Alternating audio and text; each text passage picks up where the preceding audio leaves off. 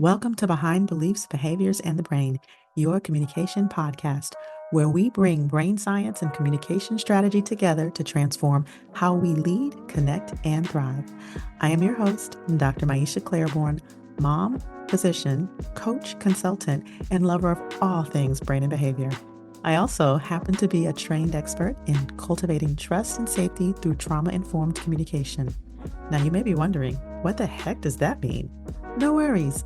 On this podcast, you will come to understand it all. Together each Monday, we will explore and uncover what drives our beliefs, shapes our behaviors, and influences our communication, from individual relationships to organizational culture. Each week, we dive into the science behind trust and safety, relating, communicating, and breaking through limiting beliefs that hold us back. So listen up, because whether you're a leader, a parent, a spouse, or just some amazing individual trying to get the tips for operating in your highest self, on this podcast, you'll learn how to harness the power of the brain to create real change in your relationships, your leadership, and your life. Tune in every Monday morning and remember to subscribe so you never miss an episode. Now let's dive in and start reshaping communication from the inside out. It's time to transform one conversation at a time. Welcome back to another episode of Behind Beliefs and Behaviors. I am your host, Dr. Maisha, and I'm very excited for this episode, particularly because it is not only our final episode of season 1, but it's also the final episode of the year. And, this time is a time for deep reflection for myself and for many people, I should say, who delve in the realm of personal development, who are trying to better themselves. This time of the year is a time for reflection. It's a time for completion. And so what better title today than Behind Meaningful Change is self-examination and just talking about how we move forward.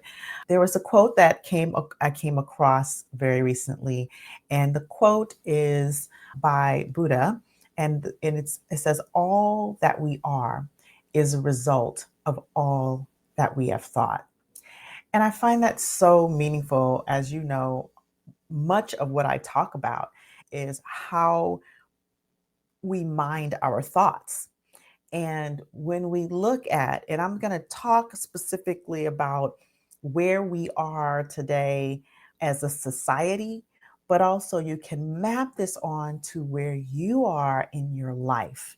When we look at where we are as a society, all that we are is a result of the collective thought, all of the collective thought. And so when we think about how do we move forward into this coming year, how do we move forward, especially navigating the landscapes that we are now navigating? For some people, there's a lot of fear. For some people, there's a lot of anger. For some people, there is a sense of grief and checking out. How do we move forward when we have this very divided and intense, contentious type of landscape? And I think it definitely starts at the individual level of self-examination, but we have to also begin to move into the collective societal examination of thought, the collective examination of how we think as community. And so when we look at self-examination, I often, when I do my talks, I talk about the Goldberg systems-based thinking. And if you were to envision a pyramid, at the top of the pyramid is the result. It's what we're seeing today, right? It is the behaviors, the outcomes, the policies. It's what we're seeing today. And if you're an individual, at the top of that would be your life, what you can see the result of your life. So when you go beneath the surface, just beneath the surface, you can start to look at what are the policies, what are the systems that are in place that uphold that result or that outcome. But as you continue to go deeper, you begin to look at what are the mental maps, the mental thought patterns that lead to the systems and policies. And then you look at what is the trauma that feeds into. So you have what's the mental model, what are the collective paradigms, what is the collective thought pattern, and then what is the individual mental model that feeds into the collective, and then but underneath that, what is the underlying trauma that feeds into those individual mental model. And at the very bottom, you could ask yourself, where are we losing humanity? Okay, so we have outcome, we have the systems, we have the collective paradigms that uphold those systems, we have the individual mental models that give the collective paradigms, we have the trauma that feeds all of these various individual mental models that create the collective paradigm that then lead to a systemic paradigm that lead to the outcome. And finally, you have where humanity is. And so when we are looking at meaningful change, we have to go below the surface.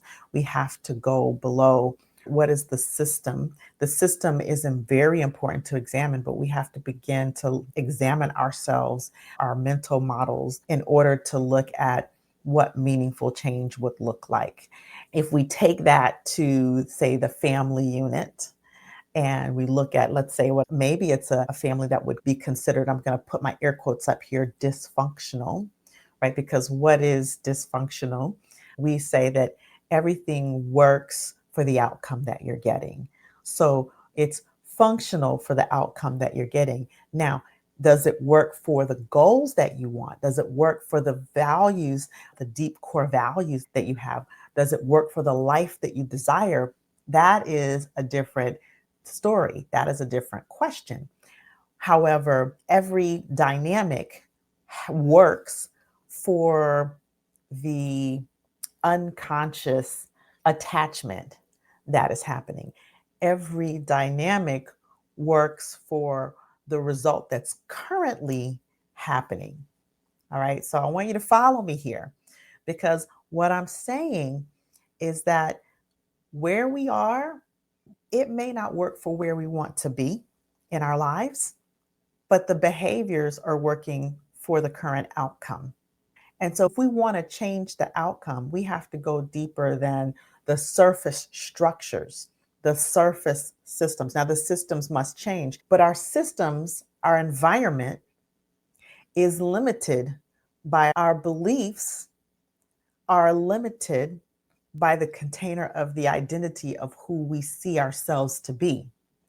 And even our identity is limited and contained by what we see our higher purpose or the bigger picture to be. So when we begin to go deeper into those mental models and examine at the level of, yes, do we examine at the level of environment and behavior? Absolutely. We can examine at the level of environment, and that's where our policies and our structures and our systems lives, at the level of environment. Then we need to begin to ask those deeper questions.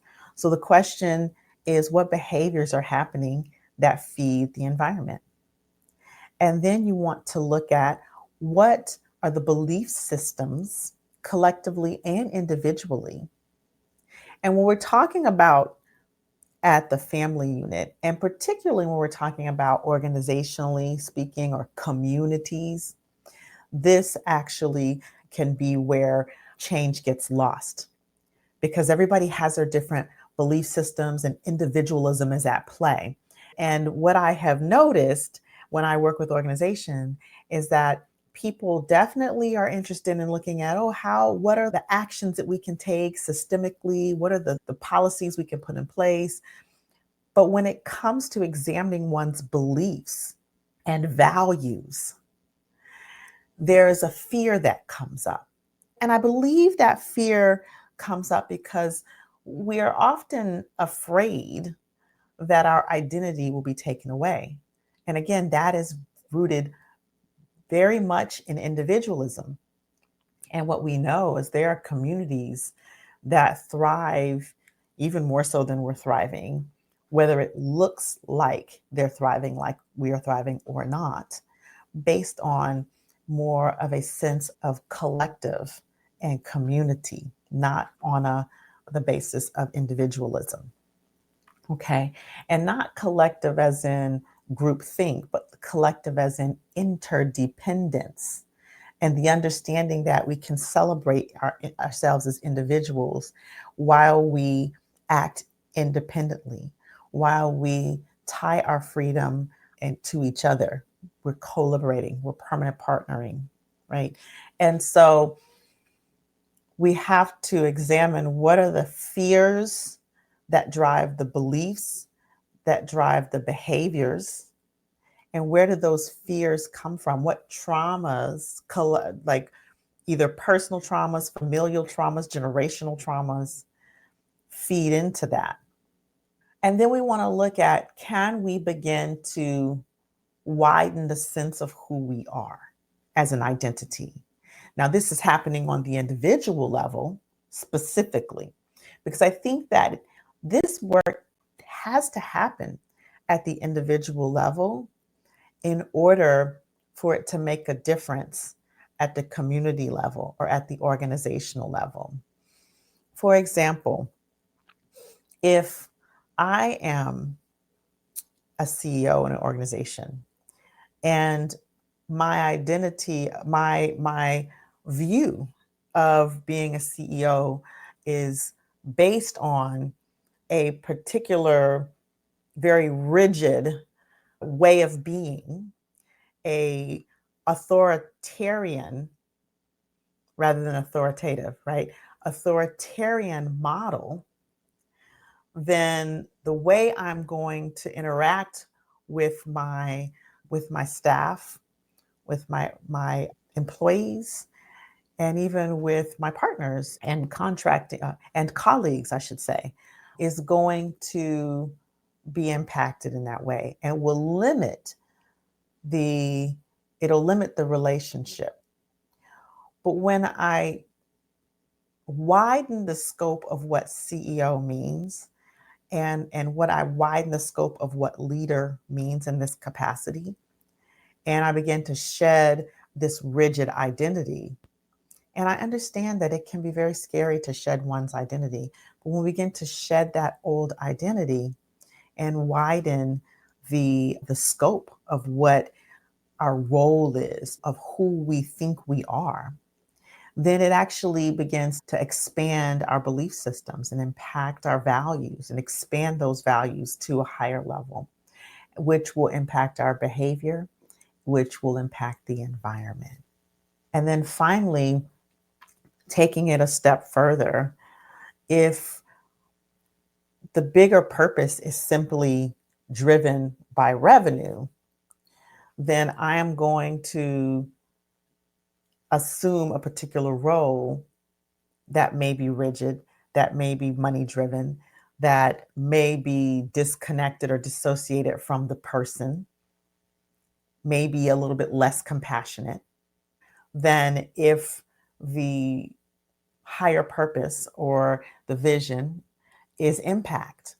Then there's going to be more my interactions with people, with my staff, with the people with whom I'm working, my clients, my colleagues, is going to be more relational.